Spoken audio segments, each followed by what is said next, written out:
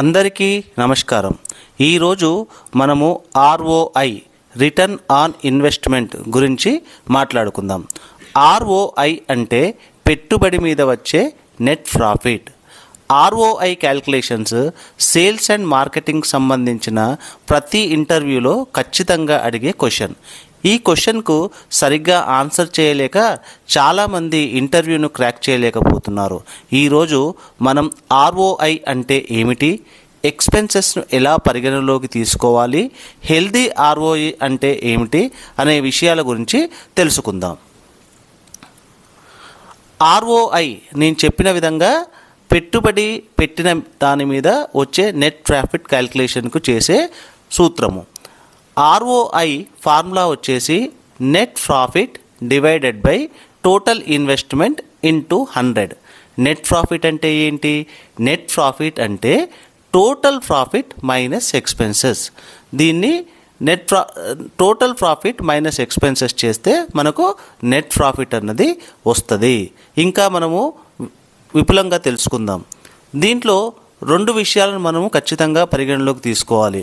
ఒకటి stockist total margin calculation and expenditure calculation. Stockist total margin calculation example, ఒక distributor వచ్చేసి 10 లక్షల turn over చేశాడనుకోండి, అతనికి 10% మార్జిన్ వస్తే మనం రఫ్గా 1 lakh ప్రాఫిట్ వచ్చింది అని చెప్తాము. ఇది కరెక్ట్ కాదు. 1 lakhలో ఈ 10 lakh టర్న్ ఓవర్లో అతని ప్రాఫిట్ కూడా కలిసి ఉంది. కాబట్టి యాక్చువల్గా డిస్ట్రిబ్యూటర్ ఇన్వాయిస్ వాల్యూ ఎంతనో దానినే టర్న్ ఓవర్ కింద పరిగణలోకి తీసుకోవాలి. మన 10 lakhsని మార్క్ డౌన్ క్యాల్కులేషన్ చేసినట్టయితే డిస్ట్రిబ్యూటర్ యొక్క టర్న్ ఓవర్ వచ్చేసి 9,09,09,000 రూపాయలు అవుతుంది. ఈ విధంగా మనం క్యాల్కులేషన్లో ప్రాపర్గా చూసుకోవాలి. తర్వాత ఎక్స్పెన్సెస్ అన్నది గోడౌన్ లేక ఆఫీస్ రెంట్ ఒకటి, తర్వాత salesmen salaries, delivery boy salaries, తర్వాత డిస్కౌంట్స్, మిస్యూలియన్స్, ఇవన్నీ కూడా మనము ప్రోరేటా బేసిస్లో తీసుకోవాలి. ప్రోరేటా బేసిస్ అంటే ఏమిటంటే, ఒకవేళ డిస్ట్రిబ్యూటర్ టోటల్ టర్న్ ఓవర్ అతను అన్ని కంపెనీలు కలిసి 20 లక్షల టర్న్ ఓవర్ ఉన్నట్టయితే దానిలో మన టర్న్ ఓవర్ 10 లక్షల రూపాయలు ఉన్నట్లయితే మన యొక్క సేల్స్ కాంట్రిబ్యూషన్ వచ్చేసి ఓన్లీ 50%. అంటే అతని ఒక ఎక్స్పెండిచర్లో మనము 50% మన ఎక్స్పెన్సెస్ కింద క్యాల్కులేట్ చేసుకోవాలి. దీన్నే ప్రోరేటా బేసిస్ అంటారు. సపోజ్ ఎగ్జాంపుల్, డిస్ట్రిబ్యూటర్ యొక్క ఎక్స్పెన్సెస్ పర్ మంత్ అన్నీ కలిపి 30,000 అయినట్టయితే దాంట్లో మన కాంట్రిబ్యూషన్ వచ్చేసి 15,000 రూపాయలు మాత్రమే అవుతుంది. కొన్ని కంపెనీలు సేల్స్మెన్స్కు సబ్సిడీ ఇస్తూ ఉంటాయి. అటువంటప్పుడు మనము కంపెనీ సేల్స్మెన్ సబ్సిడీ ఇచ్చింది కాబట్టి మనం సేల్స్మెన్ శాలరీస్ని ఎక్స్పెన్సెస్లో పరిగణలోకి తీసుకోకూడదు. What is total investment? Total investment అంటే ఏంటి? ఇన్వెస్ట్మెంట్లో 4 రకాలు ఉంటాయి. ఇన్వెస్ట్మెంట్లో ఒకటి వచ్చేసి నెట్ ఇన్వెస్ట్మెంట్. నెట్ ఇన్వెస్ట్మెంట్ అంటే అతని దగ్గర ఉన్న godown stock inventory, stock position value ఎంత ఉంది దాన్ని మనము ఇన్వెస్ట్మెంట్ కింద తీసుకుంటాము. ఆ వాల్యూని ఇన్వెస్ట్మెంట్ కింద తీసుకుంటాము. కొన్ని కంపెనీస్ వచ్చేసి డిస్ట్రిబ్యూటర్కి క్రెడిట్ను ప్రొవైడ్ చేస్తాయి. 15 రోజుల, 20 రోజుల, 30 రోజుల క్రెడిట్ని ప్రొవైడ్ చేస్తాయి. మీరు ఏ రోజైతే క్యాల్కులేట్ చేస్తున్నారో మనకు only paid of stocks, suppose అతని గోడంలో వచ్చేసి 10 లక్షల స్టాక్ ఉంది. ఆ 10 లక్షల్లో ఆల్రెడీ కంపెనీకి 7 lakhs డిస్ట్రిబ్యూటర్ పే చేయాలనుకోండి, అతని paid of stock, paid of inventory only 3 lakhs మాత్రమే మనం తీసుకోవాలి.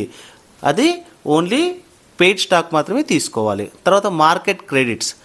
టోటల్గా మార్కెట్ క్రెడిట్స్ ఎన్ని ఉన్నాయి, ఓన్లీ మన కంపెనీ క్రెడిట్స్ ఎన్ని ఉన్నాయి అది క్యాలిక్యులేట్ చేసుకోవాలి. క్లైమ్స్, పెండింగ్ క్లైమ్స్ ఏమన్నా ఉన్నట్టయితే ఆ పెండింగ్ క్లైమ్స్ వాల్యూని కూడా మనము తీసుకోవాలి. తర్వాత ఆటోస్ కానీ డెలివరీ వ్యాన్స్ కానీ down payment on ప్రోరేటా basis. Suppose ఒక 2 వ్యాన్లు కొన్నాడు, ఆ వ్యాన్లలో వచ్చేసి రెండిట్లో మన సప్లైస్ గురించి కూడా ఉపయోగిస్తున్నాడు. ఆ యొక్క వ్యాన్కి వచ్చేసి డౌన్ పేమెంట్ ఒక 2 lakhs చేశాడు. 2 lakhs చేసినప్పుడు మన యొక్క ప్రోరేటా బేసిస్లో మనం 50% కాంట్రిబ్యూట్ చేస్తున్నాం కాబట్టి మన యొక్క ఇన్వెస్ట్మెంట్లో వచ్చేసి 1 lakh మన యొక్క ఇన్వెస్ట్మెంట్లో కలుపుకోవాలి. నెట్ ఇన్వెస్ట్మెంట్ అంటే ఏంటి?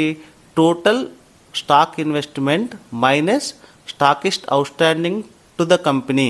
ఇంతకుముందు చెప్పుకున్నట్టు స్టాకిస్ట్ కంపెనీకి ఏదన్నా అవుట్స్టాండింగ్ ఉన్నట్టయితే దానిని మనం ఇన్వెస్ట్మెంట్లో నుంచి లెస్ చేసి నెట్ ఇన్వెస్ట్మెంట్లో తీసుకోవాలి. మార్కెట్ క్రెడిట్స్ అంటే ఏంటిది? టోటల్గా మనం మార్కెట్లో ఉన్న క్రెడిట్ ఎంత. ఒకవేళ సపోజ్ మన డిస్ట్రిబ్యూటర్ 10 లక్షలు బిజినెస్ చేస్తున్నాడు, అతనికి 3 లక్షల రూపాయలు మార్కెట్ అవుట్స్టాండింగ్ ఉంది. అటువంటప్పుడు ఆ 3 లక్షలను కూడా మనము ఇన్వెస్ట్మెంట్లో క్యాల్కులేషన్ చేస్తాము. ఇప్పుడు ROI క్యాల్కులేషన్ గురించి తెలుసుకుందాం. సపోజ్ ఒక ఎగ్జాంపుల్గా ఒక స్టాకిస్ట్ టోటల్ టర్నోవర్ వచ్చేసి 30 లక్షలు. ఆ 30 లక్షల్లో మన కంపెనీ టర్నోవర్ వచ్చేసి 10 lakhs. 10 lakhsలో స్టాకిస్ట్ మార్జిన్ వచ్చేసి 10%. ఇంతకుముందే మనం చెప్పుకున్నాము 10 lakhs టోటల్ టర్నోవర్ అయితే అది ఇంక్లూడింగ్ మన 10% మార్జిన్ కలుపుకొని ఉంటుంది. కాబట్టి స్టాకిస్ట్ ప్రాఫిట్ని క్యాల్కులేట్ చేసేటప్పుడు 10 lakhs డివైడెడ్ బై 1.10% తీసుకున్నప్పుడు అతని ఓవరాల్గా total turnover on invoice base వచ్చేసి 9,09,000 రూపీస్ వస్తుంది. దానిలో మనం 10% తీసుకున్నట్టయితే ఓవరాల్ ప్రాఫిట్ వచ్చేసి 91,000 అవుతుంది. ఇప్పుడు మనం ROI క్యాల్కులేషన్లో ఎక్స్పెన్సెస్ని ఇది ఎగ్జాంపుల్గా తీసుకుందాం. సపోజ్ ఆఫీస్ గోడం రెంట్ వచ్చేసి డిస్ట్రిబ్యూటర్తో ఒక 30,000 పే చేస్తున్నాడు. సేల్స్మెన్ శాలరీస్ వచ్చేసి 40,000 పే చేస్తున్నాడు. కంప్యూటర్ ఆపరేటర్కి వచ్చేసి 10,000 ఇస్తున్నాడు. డెలివరీ బాయ్ శాలరీ వచ్చేసి 20,000 ఇస్తున్నాడు. తర్వాత ఆటో యొక్క ఫ్యూయల్, ఆటో యొక్క ఎక్స్పెండిచర్ వచ్చేసి ఒక 20,000 అవుతుంది. ఆటో ఈఎంఐస్ వచ్చేసి ఒక 25,000 అవుతుంది. మిస్యూలియన్స్ అంటే దాంట్లో stationery, current bill, net bill, ఏదైనా ఇన్సూరెన్స్, అదర్ ఏదైనా చిన్న చిన్న ఖర్చులు ఉంటే అది మిస్యూలియన్స్లో వస్తాయి. తర్వాత డిస్కౌంట్స్ అన్నది ఎప్పుడైనా కూడా మనము నెట్ డిస్కౌంట్ని మాత్రమే క్యాలిక్యులేట్ చేయాలి. ఒక రిటైలర్కి వచ్చేసి 2% డిస్కౌంట్ ఇస్తాము, ఒక రిటైలర్కి వచ్చేసి 3% డిస్కౌంట్ ఇస్తాము, ఒక రిటైలర్కి వచ్చేసి డిస్కౌంటే ఇవ్వము. అటువంటప్పుడు లెడ్జర్లో టోటల్ సేల్స్ మీద ఎంత డిస్కౌంట్ అప్లికబుల్ చేశారో చూసుకొని ఆ నెట్ డిస్కౌంట్ను మాత్రమే మనము ఎక్స్పెన్సెస్లో క్యాలిక్యులేట్ చేసుకోవాలి. అలా చేసినట్టయితే ఇప్పుడు ఎగ్జాంపుల్గా ఇక్కడ 1,80,000 రూపాయలు డిస్ట్రిబ్యూటర్ యొక్క ఎక్స్పెండిచర్ వచ్చింది. దాంట్లో యాక్చువల్గా టోటల్ డిస్ట్రిబ్యూటర్ టర్నోవర్ వచ్చేసి 30 లక్షల రూపాయలు, మన టర్నోవర్ వచ్చేసి 10 లక్షల రూపాయలు. అంటే మన కాంట్రిబ్యూషన్ వచ్చేసి 33.33% వస్తుంది.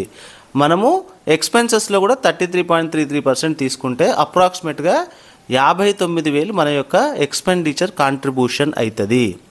అయినప్పుడు ఇక్కడ ROI క్యాలిక్యులేషన్ ఎలా చేయాలి?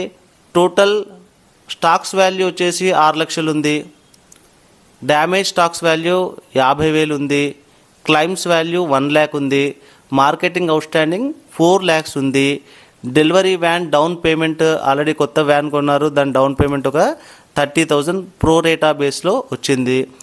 కంప్యూటర్ ఆర్ ఇన్వర్టర్ మిగతా చిన్న చిన్న ఖర్చులు కలిపి ఒక 20,000 రూపాయలు మన ప్రో రేటా బేస్లో మన యొక్క కాంట్రిబ్యూషన్ కింద వచ్చింది. అంటే మన కంపెనీ మీద డిస్ట్రిబ్యూటర్ చేసిన టోటల్ ఇన్వెస్ట్మెంట్ వచ్చేసి 12 లక్షల రూపాయలు.